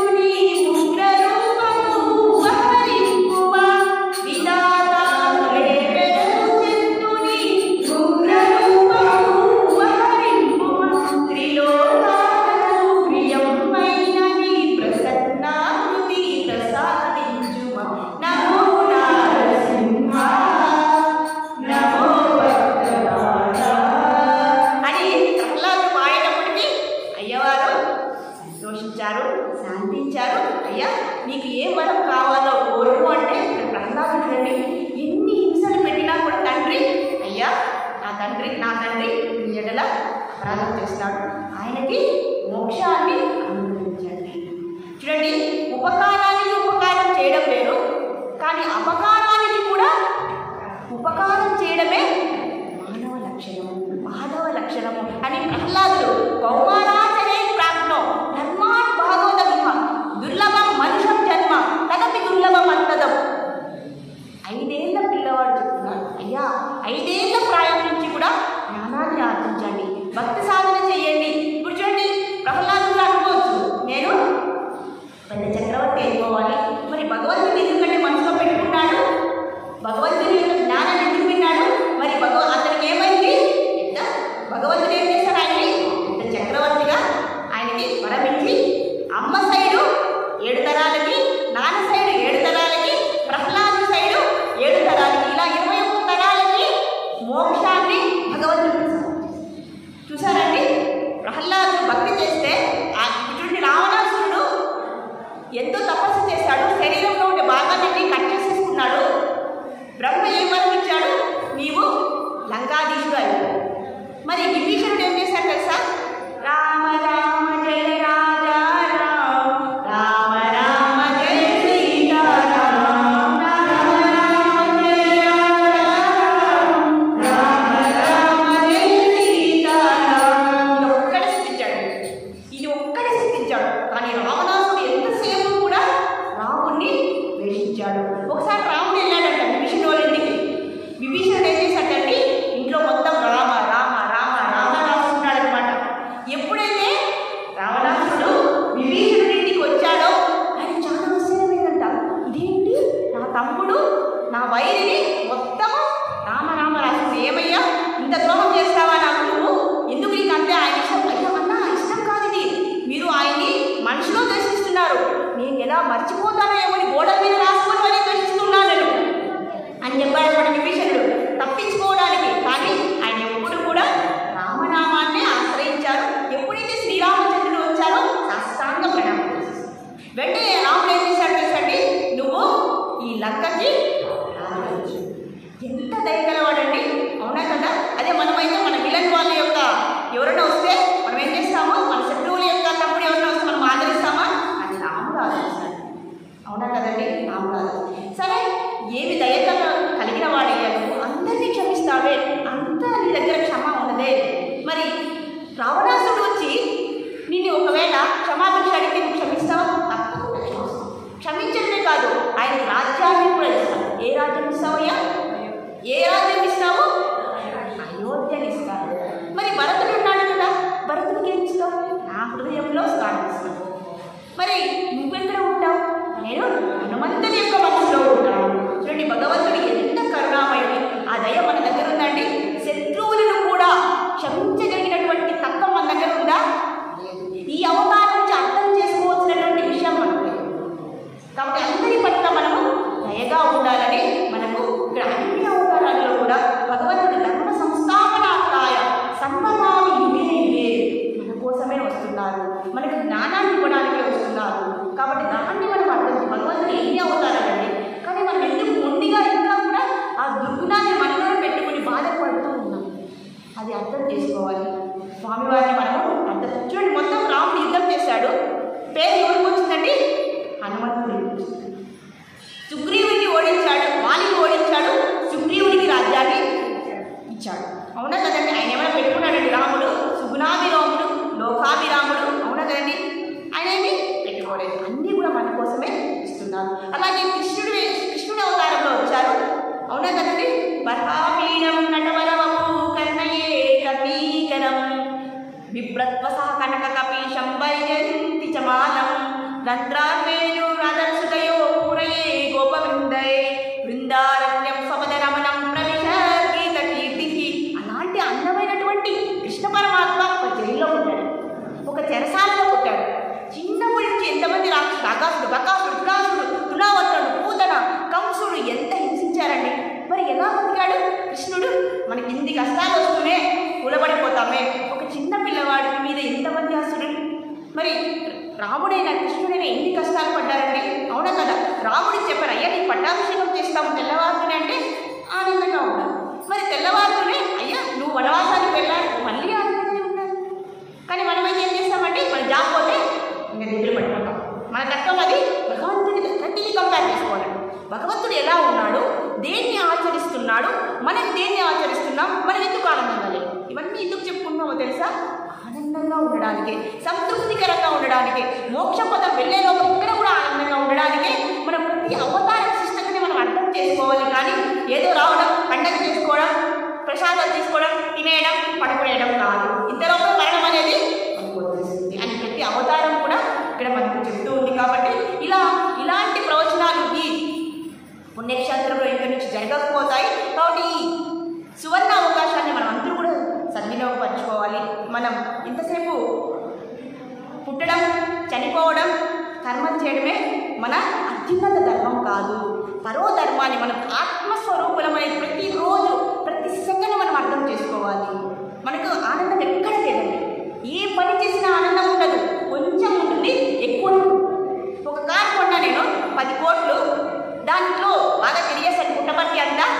ఆ తర్వాత ఆ కారు బయట పెట్టాను, ఒక పిల్లవాడు వచ్చి లాగేసేసాను.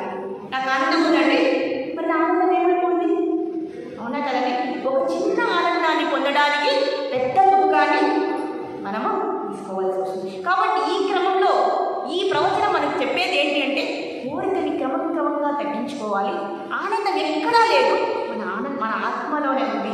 పరమాత్మను అర్థం చేసుకోవడంలోనే ఆనందం ఉంది, పరమాత్మకు సేవ చేయడంలోనే ఆనందం ఉంది తప్ప మనం ఎంతగా అర్థం చేసుకున్నాం, ఎంత ప్రయత్నించినా ఒకరోజు చనిపోవడం తప్ప చదివి చదివి చదివి చావక్కనేటికి చావలేని చదువు చదవవలను, చదివి చదివి జనులు చచ్చిరి కదా విశ్వదాభిరామ వినురవేమ. అయ్యా ఇన్నిసార్లు చేస్తున్నాము, ఇన్నిసార్లు పుడుతున్నాము, ఇన్నిసార్లు తింటున్నాము, ఇన్నిసార్లు తాగుతున్నాము, ఇన్నిసార్లు సుఖభోగాలు చేస్తున్నాము, ఏమైనా ఉంటుందండి?